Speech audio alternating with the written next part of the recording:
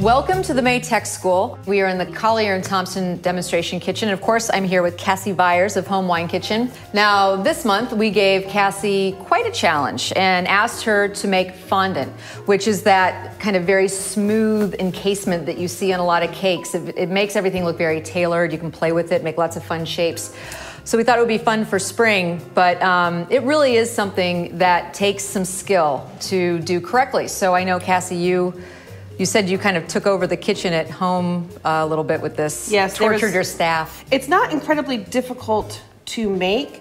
The most difficult part is everyone I talked to, every recipe I read said, you'll know when you have fondant. My mother used to say that to me, like, you'll know when it's done. I'm like, no, if I knew, I won't then I know. wouldn't ask. Yeah. But, you know, so the first time I made it, I thought, I think that's it. But then I second guessed myself and I went a little further and it wasn't right.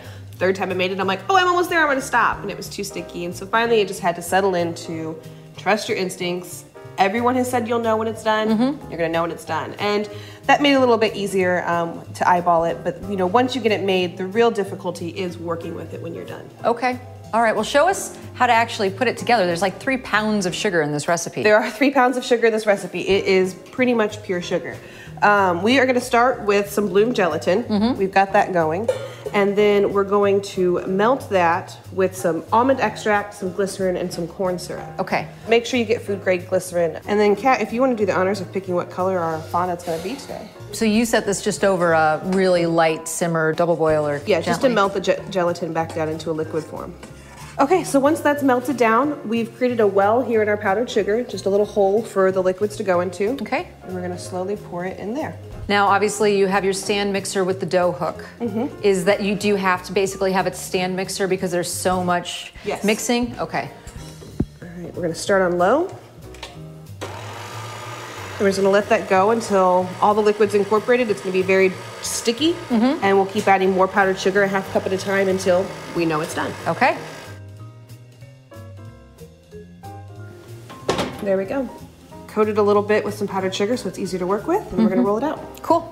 All right, so we've got some sifted powdered sugar down on our surface.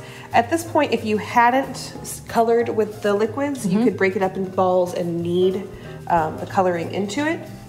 You wanna just kind of roll it over a few times in your hands, getting powdered sugar in there to make sure that there's no sticky patches on the inside that the stand mixer didn't get to. And this is where it's exceptionally important to have the sifted powdered sugar because you'll get balls of powdered sugar in the fondant, which will destroy the smooth finish that you worked so hard for.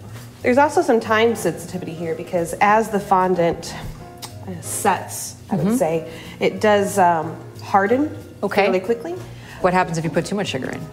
If you put too much sugar in, you have to go back and add a liquid to it. That's pretty difficult to do. If it's just a little bit past, you can just sprinkle some water on top and knead that into it. If you go too far past, it's actually very difficult to add more liquid, and I would recommend starting over. Okay. But I think we are there. Look at that. Form it into a nice ball. I'm gonna give you a ball to play with. You've been dying to do this. Yay. We'll get you a little powdered sugar section. Thank you. That's for you. Thank you. When rolling it out, it's really important to pick it up and move it as often as possible to make sure that the surface stays sugared.